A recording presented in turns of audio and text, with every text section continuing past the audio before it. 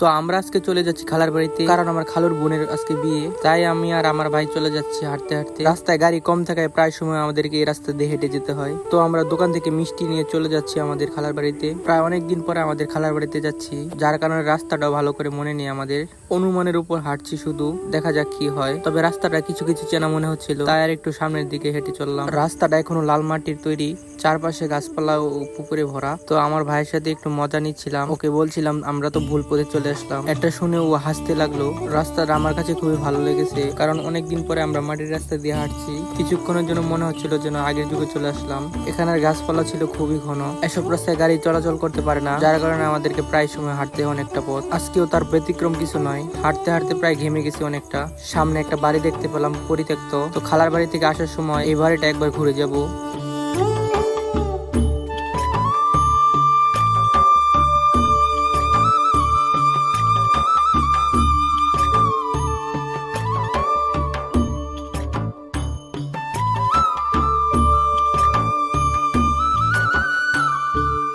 আপনি কি আগে কখনো রাস্তার পাশে এত গাছপালা দেখেছেন? যারা গ্রামে থাকেন তারাই হয়তো দেখেছেন, কিন্তু শহরের মানুষগুলো এসব জিনিস কখনো উপভোগ করতে পারবে না। এসব ভিউ দেখলেই তো মনটা জুড়িয়ে যায়। আপনাদের কাছে এই রাস্তাটা কেমন লাগলো অবশ্যই কমেন্ট করে জানাবেন। তারপর হাঁটতে হাঁটতে আমরা আমাদের খালার বাড়ির প্রায় কাছাকাছি চলে এসেছি। প্রায় অনেকদিন পরে খালার বাড়ি আসা। তো আমাদের খালারা সবাই পর্দা করে, যার কারণে হুট করে রুমের ভিতরে যাওয়া বোকামি হতে পারে। তাই আমি কিছুক্ষণ বাইরে দাঁড়িয়ে থাকলাম। তারপর দেখলাম ওইখানে একটা পরিত্যক্ত ফার্মের ভিতর তারা সবাই খাওয়া দাওয়া করছে, কারণ খালার বাড়ির দিকে বড় উঠান নেই। ফার্মের ভিতর কিছু ফ্যান লাগানো ছিল, যার কারণে ওইখানেই খাওয়া দাওয়ার ব্যবস্থা করা। তো আমি খাওয়া দাওয়া শেষ করে দই নিয়ে বাড়ি চলে আসলাম, কারণ হুটহাট করে কারেন্ট চলে গেল। তো এখানে একটু বাতাসের আশায় খোলা মাঠের দিকে চলে আসলাম। তারপর কিছুক্ষণ পরে আমরা একটু আশপাশ দিয়ে ঘুরে দেখলাম খুবই সুন্দর একটি জায়গা।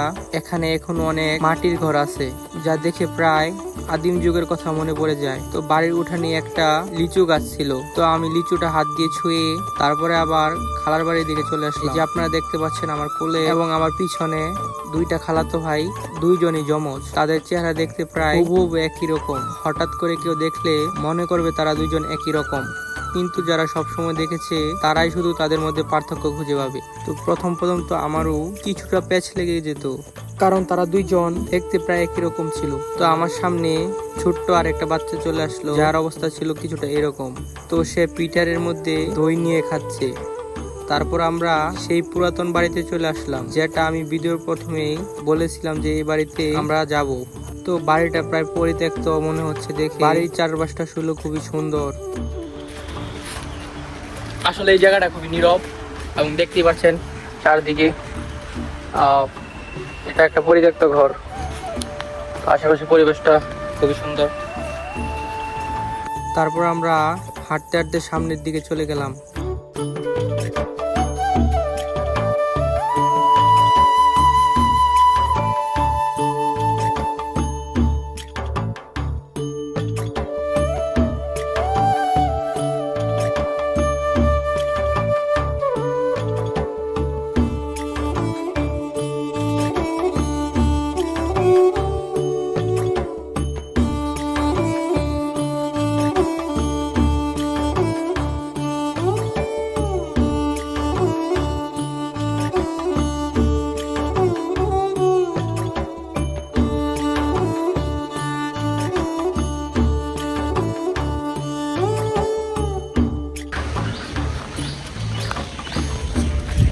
তো এইদিকে রাস্তাঘাট খুবই নির্জন এবং গাছপালায় ভরা চারদিকে।